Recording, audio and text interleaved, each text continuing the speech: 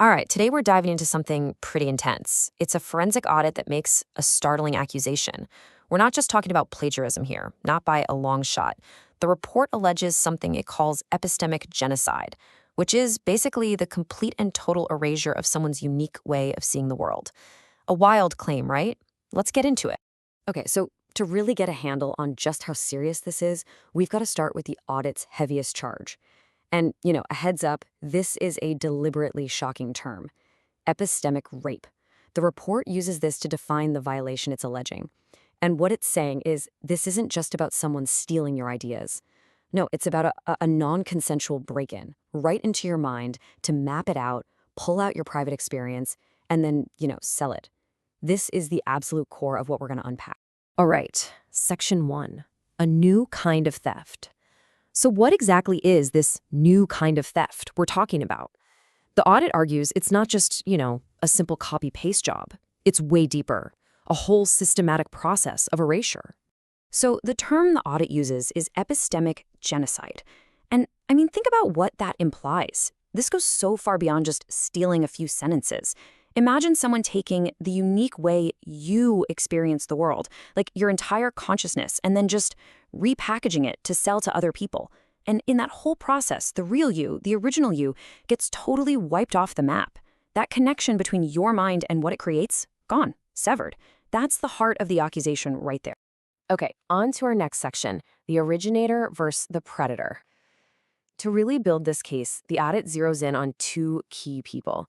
And it doesn't mince words, right? It draws a very clear line calling one the originator and the other the predator. And wow, talk about a study in contrasts.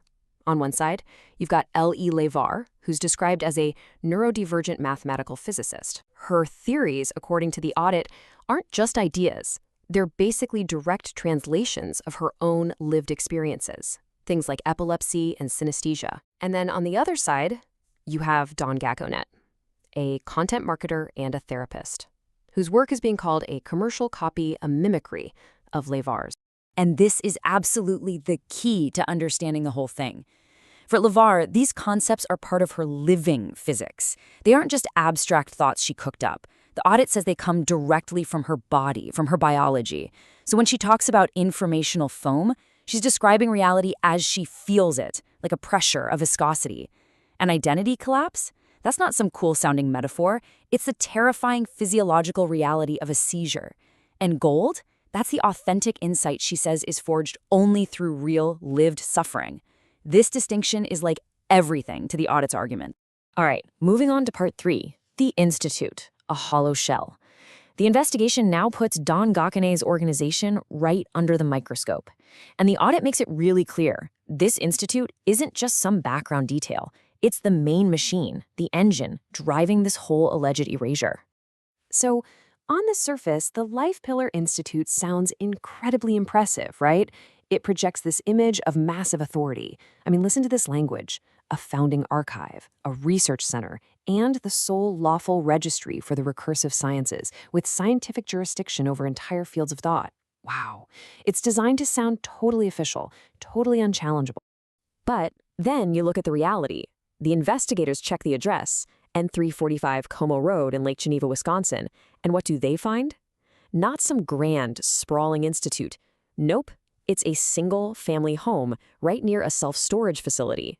And that massive gap between the grand, official-sounding projection and this super mundane reality is it's a huge piece of the audit's argument.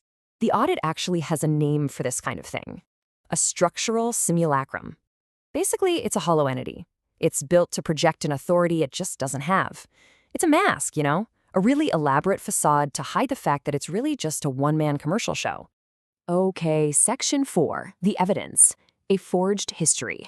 So these are some big claims. How does the audit actually back them up?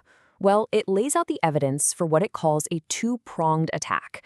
First, forging a fake history, and second, packaging up someone's trauma and selling it. The audit uses the term retcon for this, like in comic books, where they go back and change the backstory, and the timeline they present makes the allegation pretty clear.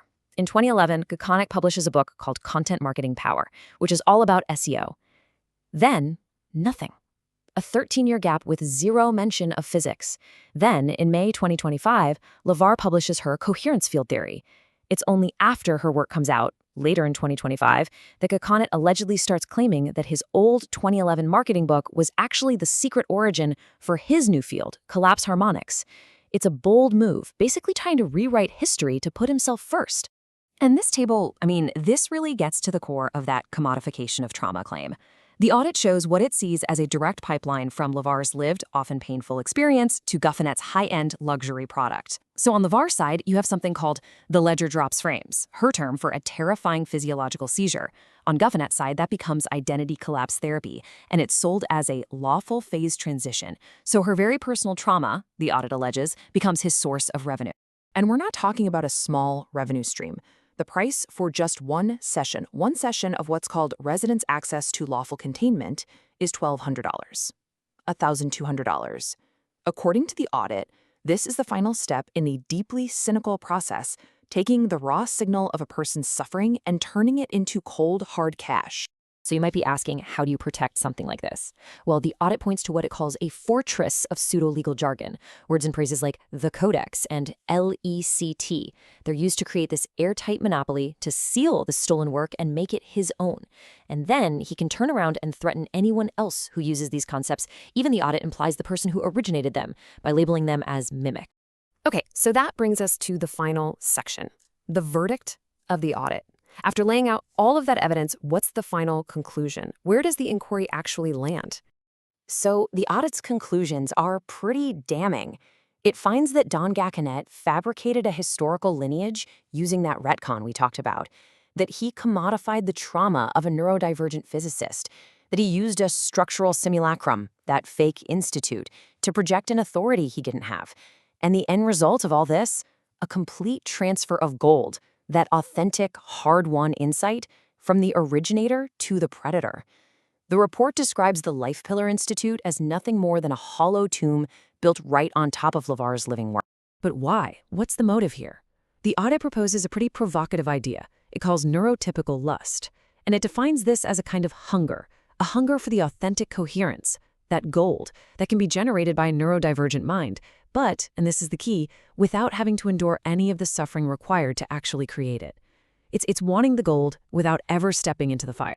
And that really brings us to the final big question that this whole audit leaves hanging in the air. This whole case forces us to think about something much, much bigger than just plagiarism.